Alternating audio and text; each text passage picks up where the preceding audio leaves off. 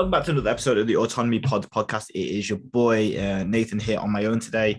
We are, what is it, the 4th of January, 5th of January, and we are today going to be speaking about why you should be looking at forever fat loss via the 6 phases methodology. And I'm going to talk you through, if you're looking at starting a fat loss journey this year, you're looking at how to do it successfully and avoid all the times that you've had troubles before, how you can make this the foolproof way of achieving the goals of 2022. Whether you had goal setting, whether you had New Year's resolutions, whether you had anything like that, we will just take that out of consideration and we'll just tell you how it is that you're going to get in shape and stay in shape for life. But before that, a little bit of an update on where I am. It is the 5th of January, as I just mentioned. It is 10 days to go before I get to Mexico. I'm going to spend 6 weeks in Playa.com, and then we are going to move on a little trip to Vegas in between, and then back to Dubai for a good couple of months. I've got something very exciting, starting with the business mentor that I'm working with and the company that I work for outside of Autonomy. I do a lot of lecturing to online coaches who want to be better, and we've got something really exciting for those guys and other coaches coming very, very soon, which is going to be exciting, which means I need to be in Dubai for a little bit to get it all set up. We are going to head off to Playa.com. We're going to stay there for 6 weeks, as I mentioned, and we are finally going to finish off the wonders of the world that I've seen. I've done every other one of them, apart from this one in Mexico, the Chichen Itza. I'm just very, very excited to get that done. So I can tick off the boxes of doing the 7 wonders of the world, which is just, a phenomenal, something that I, 5 years ago, wouldn't even dreamed of. I think 5 years ago, I hadn't even done one of them. I think I may have gone to Rome 4 years ago with my mum. And the rest of the time was done from 2019 onwards. So I did basically the other 6 or the 5 in a 2-year period, which is just, my travel days have been wild. So we're going to do that. And then we're going to head on. This doesn't change my journey right now for muscle building. We've got all what we need to get when we're in Mexico. We're going to find a new gym. We already know where we're going. Got a really nice apartment. We've got a beach really close to us, and it shouldn't be an issue getting to where I need to get to over the course of those 6 weeks. And it should be very, very fruitful, actually. So the way that we're going to break this down is that, the goal of anybody should be to stay in shape for life. And what that provides and what that means is that you almost have to have responsibility and accountability for yourself eventually. Those that rely on coaches or rely on other people for their own standards, their own satisfaction, their own happiness, and their own accountability generally are the ones that get led astray very, very quickly, because they do not have that own self-motivation. They don't have the self-discipline, they don't have the self-accountability, and ultimately, which all comes under the bracket of responsibility. Now, the more responsibility you bear, the better rewards that you get. And responsibility is something that a lot of people will not have to take in a long time. They can be victims and they can play it on their parents. No, it was my parents' fault. It was the school teacher's fault. It's that work colleague's fault. It's my manager's fault that I don't like work.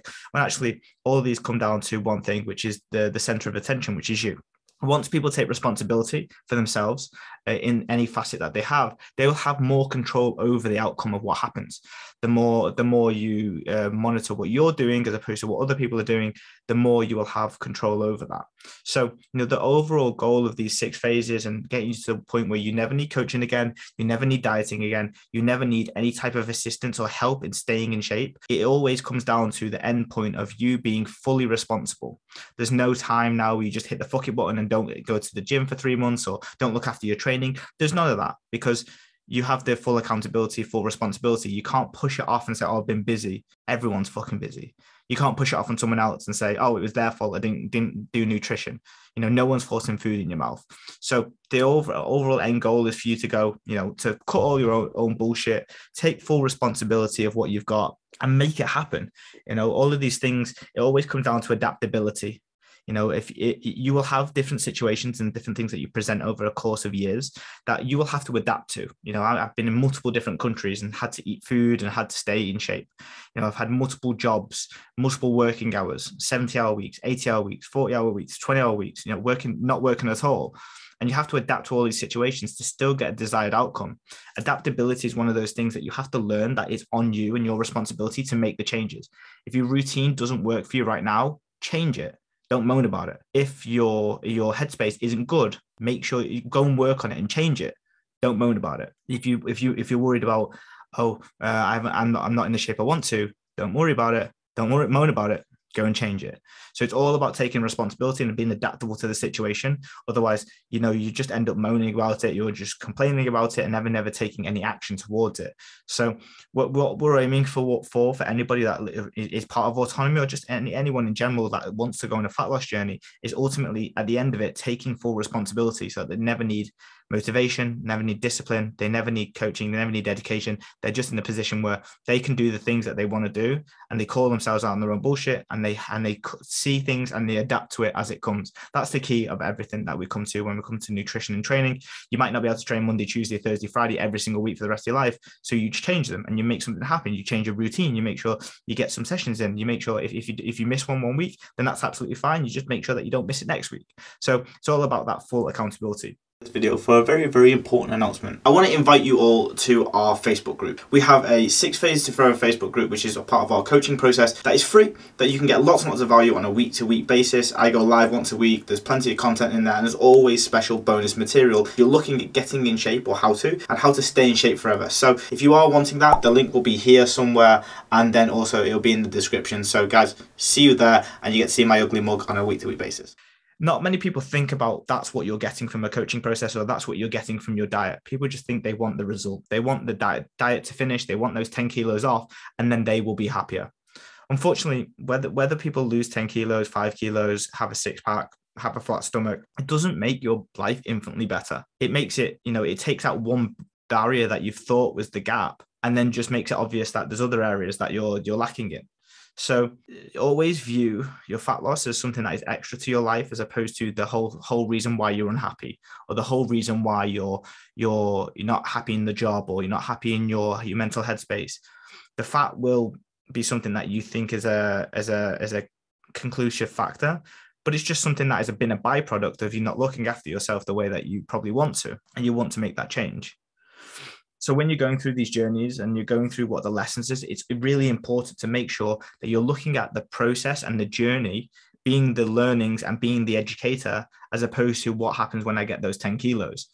Because whether you lose 5, whether you lose 10, it doesn't matter. It's the journey across the way. When you learn how to, we spoke about this in the goal setting podcast as well. It's when you learn how to row the boat towards the destination, you learn how to survive on the boat, how to fix the holes, how to paddle properly, how to eat, how to fish. They're all the things that you learn during the journey. And when you take an adverse approach to just getting the results and only caring about the results, I'll be motivated when I see more results. When I get my results, I'll be happy. You won't be more motivated when you get the results. You should be motivated that you don't have the results, and you should be motivated to learn what it takes to get results so you can get them again and again and again. You're just waiting for things to happen. It's just bullshit. So when you're looking at the process and the journey, that's the educator. That's the thing that will allow you to get into the shape that you want to and stay doing the things that have got you to where you got to. If you look at the end product, you look at the 10 kilos, you look at the 12 kilos, you look at the flat stomach. If you just look at that and you just blindly ignore everything else and you get there by hook or by crook, you don't learn what it takes to kind of do that again, if you need to do it again, or to stay in shape long term. So that's why there are 6 phases to most people's journeys, actually everyone's journey. And that the first one will always be that goal setting, will always be that tangible target. It will be that thing that we need to go and chase, because we need a direction. We need somewhere to go. And once we have that direction, we know how long it's going to take, then we can reverse engineer it to set that stall out of how long this particular fitness endeavor may take you. It may set the scene for 16 weeks, 12 weeks, 20 weeks, 24 weeks, 32 weeks, whatever it is. You have an idea of how long this direction will be going for if everything goes to plan. And that means you can head in that direction, all guns blazing to the way that you want to. Now, the next phase is about using a framework. Like, most people will either have a warped idea of nutrition where they think they know what they do because they've been eating for 30 years. Just because you've been eating for 30 years doesn't mean you know the ins and the outs of nutrition, doesn't mean you actually know what's beneficial for yourself. If most people say, I know what I need to do, I just don't do it. And then you then unpack what they say, and you unpack how they're speaking and what their education level is like, and you're like, you still know shit, you still know nothing. And that's where most of the issues come. It's education and action. If you don't know the education, you'll be poor in action. If you don't have the action with the education, you never get the results. So most people don't know where they're heading, what they're doing, and they always have a bias towards, well, I think I know what I'm doing, but for some reason everyone just likes to have an ego with their own fitness and health, because they built up so many defensive walls and defensive mechanisms around their eating patterns and how they're behaving, that they actually mostly utilize this as self-soothing to say, I know what I need to do. And then you realize that they don't. And you realize that they're just spouting bullshit and information. So we often use a framework that is basically a plug into play. It's something that you can go and utilize, that we've used for all of our clients, and everyone should be seeking a framework. It's like, even if you wanted to save, right?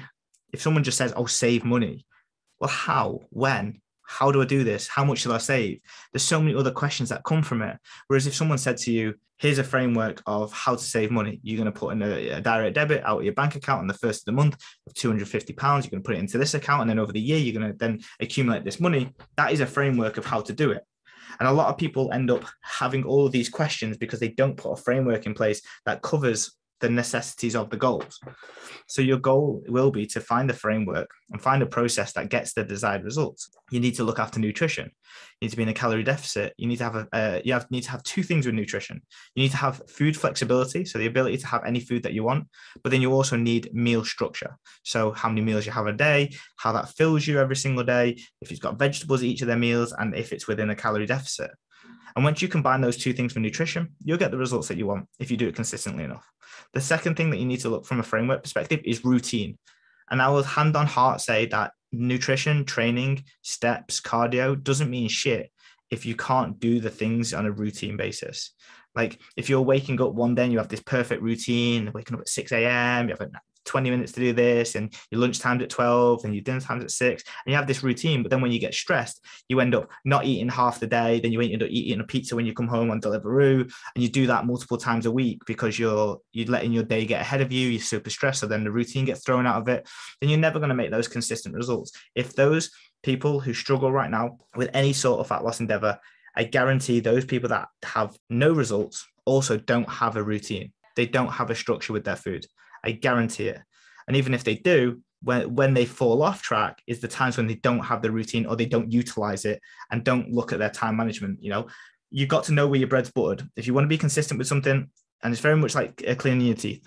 If you want to be really good at cleaning your teeth, you have to constantly remind yourself of what tooth to go to. Next one, do it for 2 minutes. And then you have to then, take it step by step in each of those teeth. But those people that don't have a routine, it's just like one day they'll clean the teeth for 2 seconds because that's how much time they think they've got. And the other days they'll spend themselves doing those 2 minutes, but they'll just brush it really, really fast because they're not concentrating on it. It's always like that. So the ability to brush your teeth properly every single day becomes part of that time management perspective. And it's the same with nutrition, training. They all go into this routine and time management.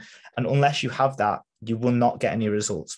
I see nobody that is overweight right now having a meal structure, a routine with their food that is in the place that they want to be. And that's just the harsh truth. And most people don't have a routine outside of their 9 to 5. They don't have a routine at the weekends. They don't have any structure to their food outside of the 9 to 5. Maybe they have a chicken salad for lunch every day, Monday to Friday, and maybe they come home and have the parents cooking on a weekday. But that doesn't mean that they have a food structure. They've just got a time parameter between 9 and 5 that's structuring their day. When you start structuring your week, when you start structuring your days completely, that's when you start feeling the power of actually being fully responsible for yourself, actually knowing when your bread is buttered, knowing when you're doing your steps, knowing when you're doing your nutrition, knowing when you're eating, knowing when you're sleeping. They become incredibly powerful for everything, mental health, physical health, all areas, which is what we strive to do, because you can't have a great physical health with a poor mental health. Most of them kind of correlate. Most people that have poor mental health always eat to then bring comfort. So therefore, their physical health goes with their mental health and vice versa. So we've got to look after both areas on this and make sure that you're figuring out that routine, which then eyes up that time management, which then relates back to stress management. And then you can look at that food structure in terms of that. So that's the big one. Framework, creating a framework for routine, food, nutrition, diet, steps, cardio is going to be key to being that consistent element and holding yourself to those standards every single week. Now, it won't always go to plan. It will not always be 100%, but I guarantee you, by having a routine, by having something in play, and you can adapt from that, you'll be at 80% most of the time and still get results at 80%. You'll still get results at 60%. It's the people that are perfect 100% for 2 days, then are 50% on the third day, then hit the fuck it button and then come back around on Monday and they're 1.5 kilos heavier because of what they've done from Wednesday to Sunday. So it doesn't make any sense. I'd rather most people be 80% for a full year and they will get a phenomenal results. And the third one, which is probably arguably the most important, like I go back to what I was speaking about before about value in the process and value in the journey, is going to be the trial and improvement phase. You are not going to be perfect ever. There's always going to be grams out on the nutrition. You're not going to cut off 5 grams of the chicken breast. Some days you're going to eyeball it because you think that you're the fucking God's gift and you think that you can eyeball things. And then other days you're going to miss training, you miss steps because that routine isn't as tight as what you thought it was. There's going to be social events that you want to eat at. There'll be drinks that you want to drink at. And there'll be all these things that start the process of you learning about yourself. Now, here's the thing. Most people view that as failure. I'm shit. I'm rubbish at dieting. I'm doing that, this. It's like, no, you're just finding out your habits and your behaviors are not conducive for dieting. You're not failing. You're just realizing that you have a lot of work to do. And that's why it's called the trial improvement phase, because people will start at different levels of understanding of education, adherence, mindset, physical attributes, structure in their week, the more things to manage, poor time management. And the goal is to improve these areas so that you then see a return on your investment eventually.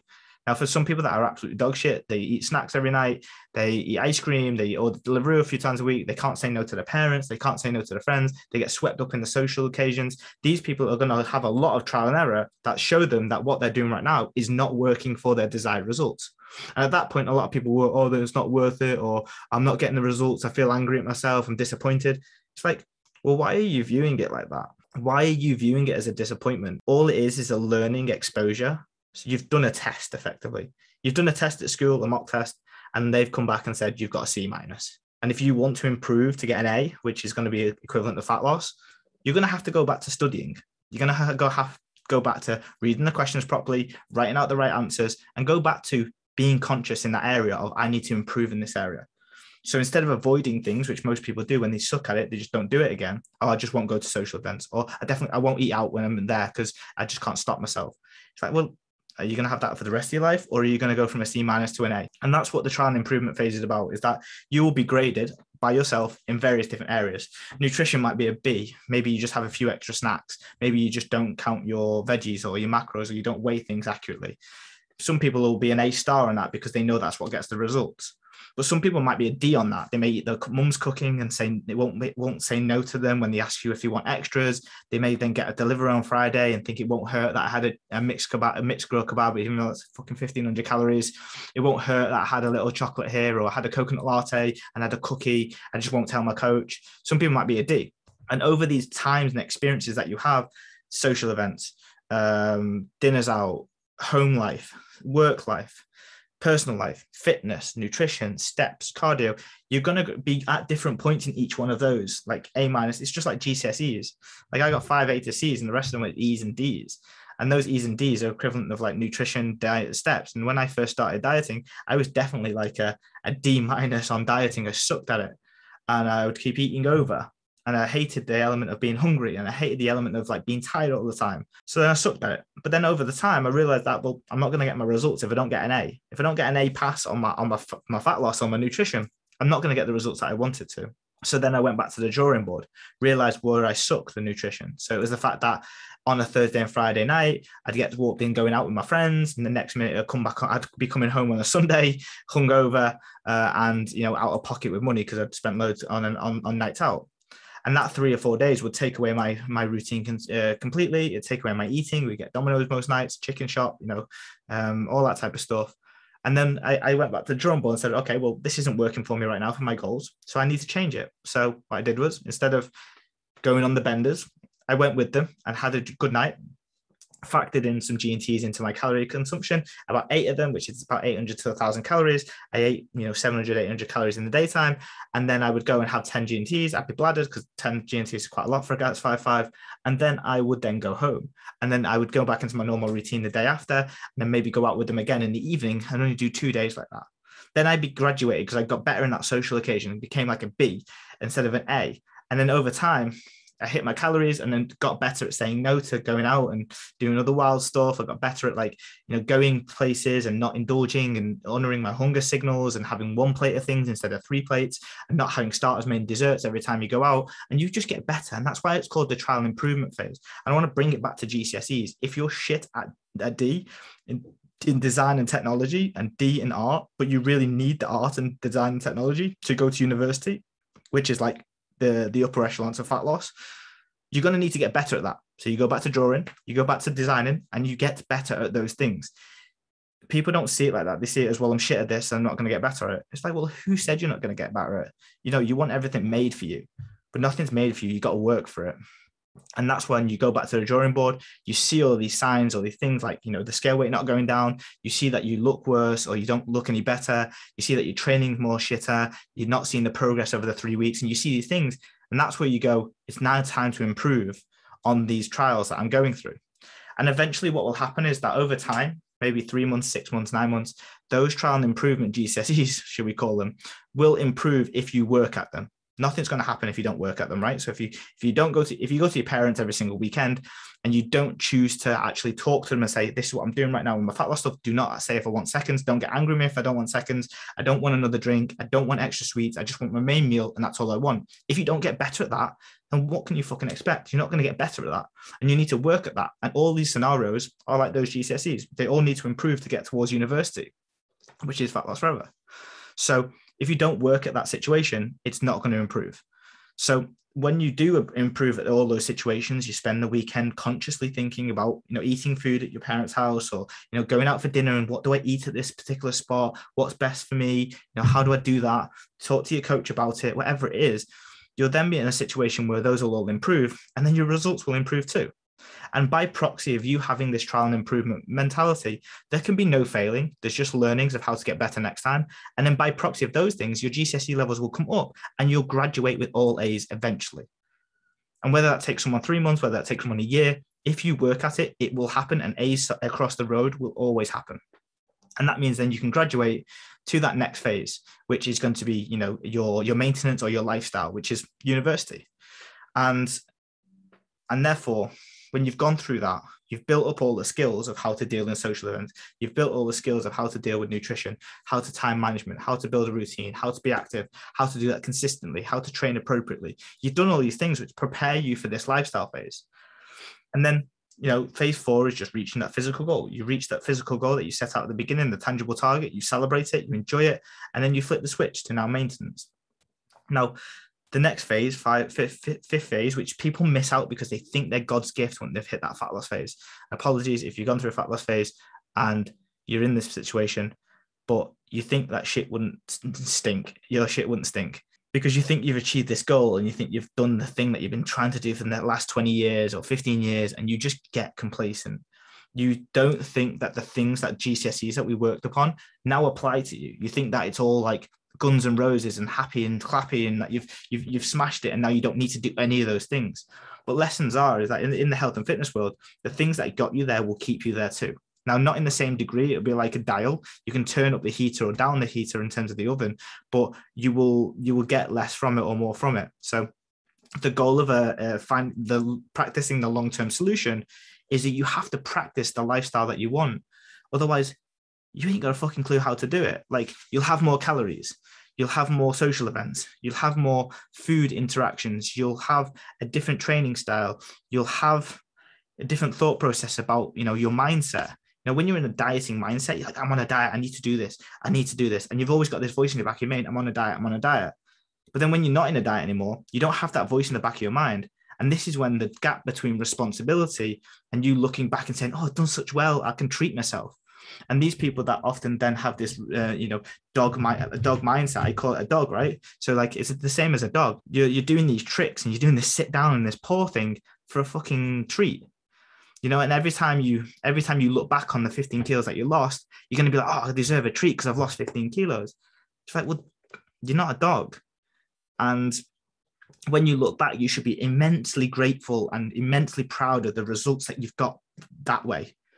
But if you're doing it and then your standards drop and your ability to do the things that you need to do to stay in shape drop, then why are you congratulating a negative behavior, right? Because if you say, oh, yeah, I've done so well like 2 weeks ago, I finished my fat loss phase, fuck it, we'll go out this Friday, and then you eat like a dickhead, you're basically saying that was great, but then I'm putting negative implications. I'm probably going back to there very soon.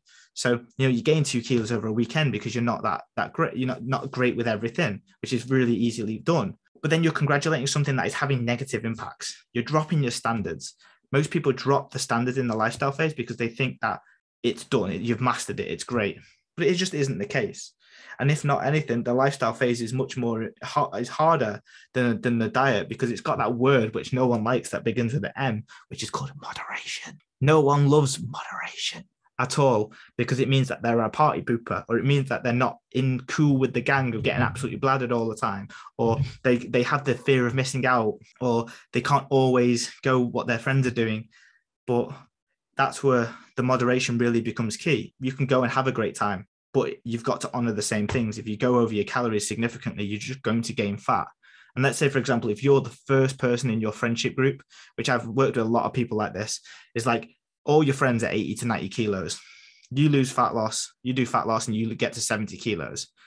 And you're now in shape, amazing. And all these geezers are around you drinking pints and having, dessert main and starters all the time, getting down the Peronis when you go on like a golf night out, or you go to Top Golf or something like that. But you have to remember that they're 90 kilos for a reason. And to be 70 kilos, you have to eat less calories than a 90 kilo dude. And if you definitely want to stay at 70 near enough, or the physique of 70 kilos, you're going to have to eat less than these people. And that becomes anticlimactic for most people, because they're like, I still can't join in with my friends, even though I didn't join in during the dieting phase because I thought, I'll just do this for now and then I'll be able to go back to what I was doing before. It's like, it's so anticlimactic to most people because they believe that they're going to go back to what they were doing before. But, act 90 kilos, be 90 kilos. That's the result of it, right? If you want to eat like a 100 kilo dude and you've been 100 kilos before, so you know exactly how you were eating before, then you'll be 100 kilos. Very, very simple as that. The more weight that you have, the more calories that you demand. So that if you're 90 kilos, you'll need something like 3,000 calories on a day-to-day basis to maintain your weight. At 70 kilos, you might only need 1,800, which means that you have to align yourself to your body the way that your body needs it, not your friendship group. And that becomes often a test for most people when they really can't get over those mental constructs of missing out or doing things for them as opposed to others. And a lot of people are stuck in this mindset of doing things for others as opposed to themselves, because they want to be liked, they want to be included, they want to be enough, they want to be part of the community, part of the environment, and they don't want to be the person that's an outlier. But here's the thing, as we grow older, as we grow up, we realize that we're all outliers in some way, shape, or form. We all have our own opinions. And you might be a person that eats less in certain environments, but there might be another guy that doesn't even drink, and he doesn't drink in that environment. Maybe there's one friend that doesn't go and do golf with you guys because he fucking hates golf. Maybe there's one person out your friendship group that likes shoe shopping, and you're like, that's gay, or, there's certain things that we're all outliers on. We're all individuals and to our likes and dislikes. But it takes a really highly emotional individual, or someone that's emotionally intelligent, to recognize when they're doing something for someone else or they're doing something for a group as opposed for themselves.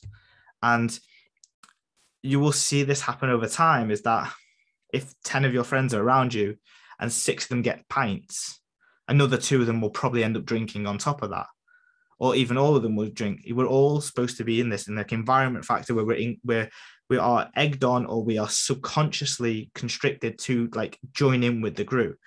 But, one of the biggest things around these journeys of these 6 phases is that, you almost become emotionally intelligent to what is great for you, what you need to do, because your body tells you.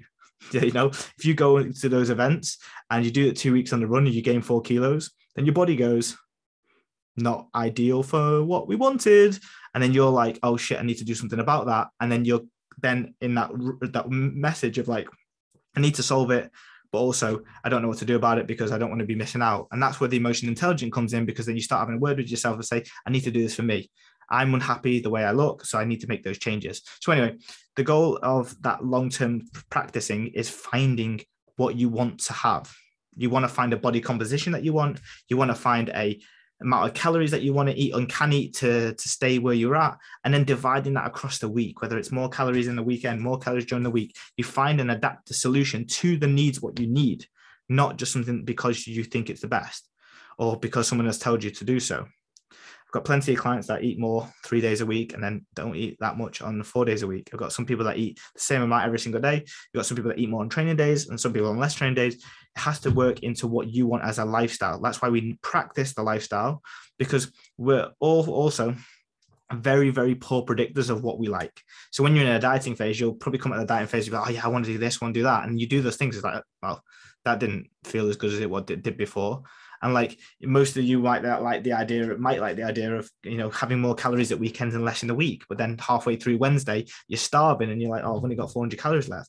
But then you're like, well, I have to save it for the weekend, otherwise I'm going to go over. So we like the idea of stuff until we actually try it. So about practicing that lifestyle is all about you going through, maneuvering through those processes of finding what you really like.